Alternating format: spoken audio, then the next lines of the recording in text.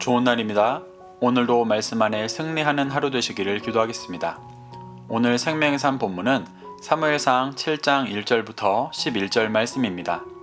오늘 본문에서는 1절부터 6절에서 언약궤가 기란 여아림으로 돌아오고 20년이 지난 후 미스바에 모여 하나님 앞에 회개하는 이스라엘 백성들의 모습이 나옵니다. 또 7절부터 11절에서는 블레셋이 다시 쳐들어와 전쟁할 때 이스라엘이 하나님의 능력을 경험하는 모습이 나옵니다. 이 구절들을 통해 하나님께서 무엇을 말씀하시는지 한 절 한 절 살펴보도록 하겠습니다. 1절부터 2절입니다. 기럇 여아림 사람들이 와서 여호와의 궤를 옮겨 산에 사는 아비나답의 집에 들여놓고 그의 아들 엘르아사를 거룩하게 구별하여 여호와의 궤를 지키게 하였더니 궤가 기럇 여아림에 들어간 날부터 20년 동안 오래 있은지라 이스라엘 온 족속이 여호와를 사모하니라. 1절과 2절을 보면 언약궤가 기럇 여아림이란 곳으로 가서 20년 동안 있었음을 볼 수 있습니다. 언약궤가 원래 있던 실로로 돌아가지 않고 기럇 여아림으로 가 20년이나 머문 이유는 실로가 언약궤를 빼앗기던 전쟁에서 블레셋에 의해 완전히 파괴되었기 때문이라고 전해집니다. 1절에 언약궤가 아비나답의 집에 들어갔는데 아비나답은 성경에 많이 기록되지 않아 정보가 많지는 않지만 훗날 다윗이 언약궤를 옮길 때 아비나답의 아들들을 통해 움직였던 것을 보며 레위인이었을 거라고 추측합니다. 그리고 그는 언약궤가 오자 자신의 아들 엘르아사를 거룩하게 구별하여 언약궤를 지키게 하였습니다. 여기서 거룩하게 원어가 카다쉬인데 이 단어가 출애굽기 28장 3절에서 제사장을 거룩하게 하여 세운다고 할 때 쓰입니다. 이로 보건대 아비나답은 그의 아들을 언약궤를 지키고 섬기는 제사장으로 성별했다는 것을 알 수 있습니다. 이렇게 벳세메스 사람들이 많이 죽고 감당하지 못했던 언약궤를 옮겨와 아들을 거룩하게 성별하여 언약궤를 지키게 했던 것을 보면 아비나답은 하나님을 경외했던 사람이었음을 알 수 있습니다. 엘리가 죽음으로 사사시대의 영적인 어둠이 끝나고 사무엘이 진리를 외치며 아비나답과 같은 자들이 많이 일어나기 시작했습니다. 그래서 2절 끝에는 이스라엘 온 족속이 여호와를 사모했다고 나옵니다. 여기서 사모하다의 원어가 나하로 울부짖다, 슬퍼하다라는 뜻입니다. 이를 긍정적으로 번역해 사모하다라고 번역한 것인데 더 정확한 원어의 뉘앙스는 이스라엘이 울부짖다라는 것입니다. 울부짖으며 죄를 회개한 것을 말하는 것입니다. 언약궤가 기럇 여아림에 있는 20년 동안 사무엘을 통해 죄를 깨닫고 회개하고 하나님을 경외하는 자가 일어났던 것입니다. 3절부터 4절입니다. 사무엘이 이스라엘 온 족속에게 말하여 이르되 만일 너희가 전심으로 여호와께 돌아오려거든 이방신들과 아스타롯을 너희 중에 제거하고 너희 마음을 여호와께로 향하여 그만을 섬기라. 그리하면 너희를 블레셋 사람의 손에서 건져내시리라. 이에 이스라엘 자손이 바알들과 아스타롯을 제거하고 여호와만 섬기니라. 엘리의 가문이 몰락하고 사무엘은 이스라엘의 진정한 제사장이요 사사가 되어 있었습니다. 사무엘은 언약궤가 돌아온 후 20년 동안 언약궤의 이동을 통하여 말씀하신 하나님의 메시지를 이스라엘 온 족속에게 전했습니다. 그래서 2절 마지막처럼 이스라엘 백성들이 회개하고 주님을 사모하게 되었습니다. 3절부터 4절에서 나누는 대화는 2절에서 이스라엘 족속이 여호와를 사모한지라 라는 구절의 구체적인 표현입니다. 한 장소에서 한 무리와 한 대화라기보다 20년 동안 사무엘이 온 족속에게 다니며 외쳤던 것을 표현한 것입니다. 사무엘은 이스라엘 온 족속에게 더 이상 이방신들을 섬기지 말고 여호와만을 섬기라고 말했습니다. 그래야만 블레셋 사람의 손에서 건져주실 것이라고 말합니다. 그러자 이스라엘 자손들이 믿음으로 화답해 우상을 제거하고 하나님만을 섬기겠다고 고백했습니다. 사무엘을 통해 사사시대라는 긴 어둠이 끝나고 이스라엘이 다시 제사장 나라로서 나아가고 있는 것입니다. 5절부터 6절입니다. 사무엘이 이르되 온 이스라엘은 미스바로 모이라. 내가 너희를 위하여 여호와께 기도하리라 하매 그들이 미스바에 모여 물을 길어 여호와 앞에 붓고 그날 종일 금식하고 거기에서 이르되 우리가 여호와께 범죄하였나이다 하니라.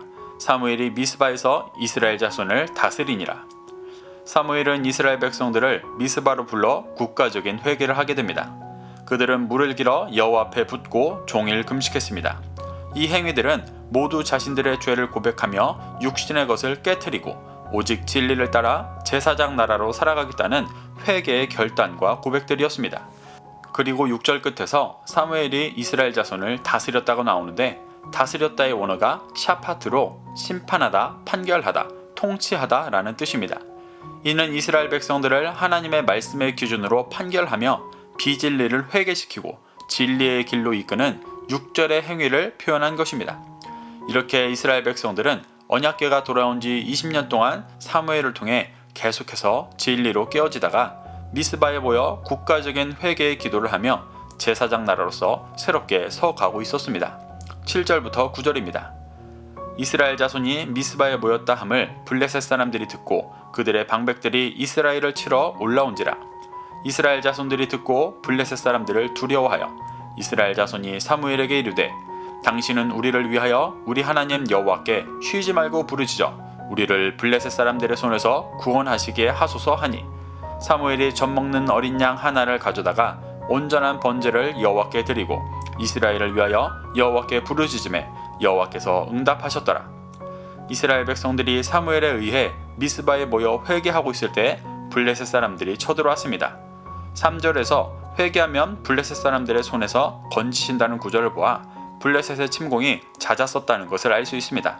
그런데 미스바에서 국가적인 회개를 하는 이때 블레셋이 쳐들어온 것은 사무엘상 4장 1절에서 사무엘이 엘리의 살아생전 말씀을 전하기 시작했을 때 블레셋이 쳐들어왔던 때와 대조가 됩니다.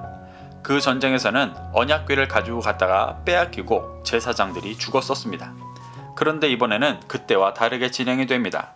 우선 블레셋이 쳐들어왔다는 소식에 이스라엘이 두려워하며 사무엘을 찾았습니다. 그리고 그에게 이스라엘을 위해 하나님께 자신들을 블레셋 사람들에게서 구원해달라고 쉬지 말고 부르짖어달라고 부탁합니다. 여기서 부르짖는다는 것은 갑자기 블레셋이 쳐들어왔으니 구해달라는 육신의 요청을 하는 것이 아니라 앞서 6절에서 회개했던 맥락의 기도를 요청한 것입니다. 이스라엘이 이를 요청하는 부르짖음은 자신들이 블레셋과 같은 마음으로 살았던 마음을 회개하오니 자신들 안에 있는 블레셋이 진멸되어지고 현실의 블레셋 또한 진멸되어져 오직 제사장 나라로 살아가기를 간구하는 것이었습니다. 그것이 회개하며 영적인 기준이 생기는 이스라엘이 구하는 구원이었습니다. 이 모습이 4장에서 엘리 제사장에게 기도 요청도 하지 않고 전쟁에 질 것 같으니 언약궤를 부적처럼 가지고 가는 모습과는 너무나 대조적인 모습입니다. 4장에서 이스라엘 백성들에게는 회개라는 개념 자체가 없었습니다. 그런데 이번 전쟁에서는 달랐습니다. 이스라엘은 회개했고 자신의 마음 안에 있는 블레셋이 진멸되어지고 다시 제사장 나라로 세워지기를 간구했습니다. 이스라엘이 구한 것이 이 기도였기 때문에 사무엘은 9절에서 회개의 제사를 드립니다. 9절에서 사무엘이 어린 양을 잡아 드린 제사는 하나님께 전쟁에서 이기게 해달라고 조르는 제사가 아니었습니다. 이스라엘에 그런 제사는 없습니다.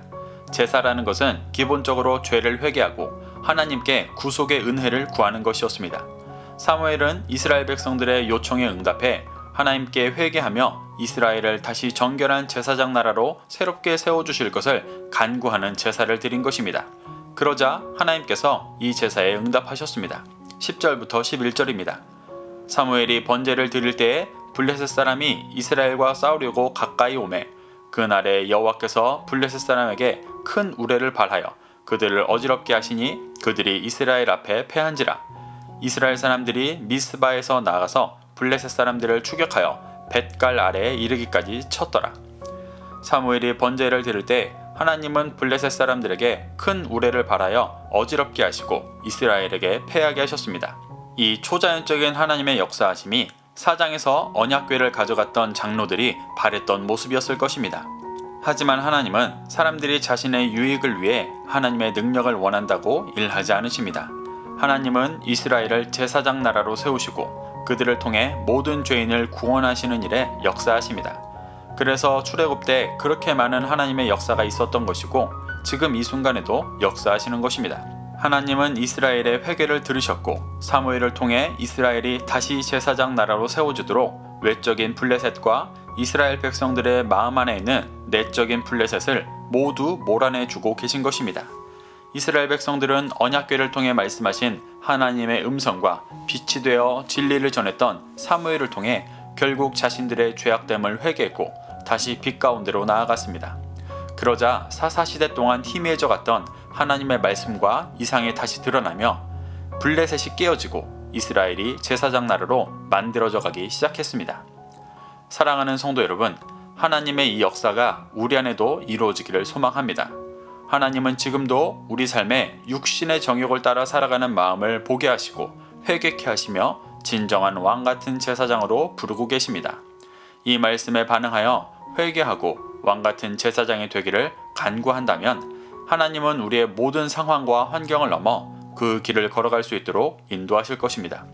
이것을 믿고 소망하며 진리의 길을 추구하게 되시기를 바랍니다. 오늘도 이 말씀을 심령에 새겨 승리하는 하루 되시기를 기도하겠습니다.